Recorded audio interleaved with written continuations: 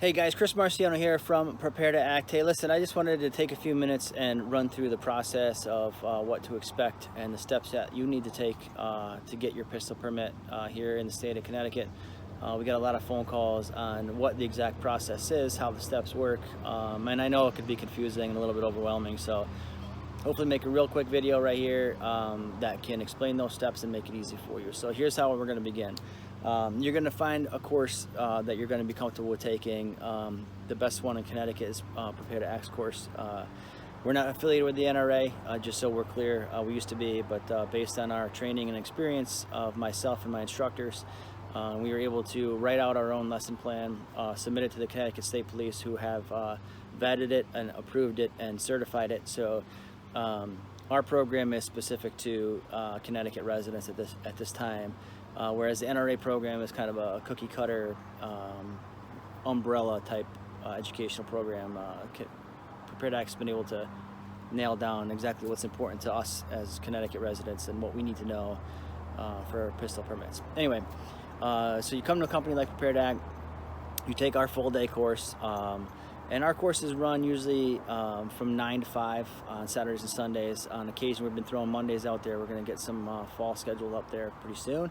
But Monday through Friday, Saturdays and Sundays 9 to 5 usually. Beginning part of the day is classroom, instructional, hands-on stuff. You're kind of manipulating weapons, getting comfortable with them, firearms and things like that. And you're learning it from the very basic, very beginning step of what a firearm is, how it works, and what to expect from it. In the afternoon, after a little bit of a lunch break, we head off to a local range, depending on where you're taking our class. We have several locations around the state of Connecticut. Head off to that local range where you do your live fire exercises with our instructors, and you're shooting 9mm, 22s, all semi-automatic handguns at your sorry, I got bit by a bug, at your comfort level with our instructors. Anyway, once you successfully complete our course, you're going to get a course completion certificate. Those course completion certificates do not expire. There was a time that they did, but they no longer expire. Once you get that course completion certificate, you can now apply to Connecticut to get your concealed carry Connecticut State pistol permit. In order to do that, you need to get an application. You can get this application ahead of time before you get to the class. You can download it online. There's a PDF form. I could add the link in the comments once I get it.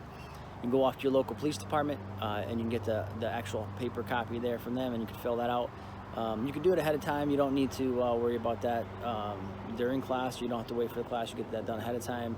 You also need a set of fingerprints. You need new fingerprints. You can't use an old set of fingerprints for a job or application you put back in the past.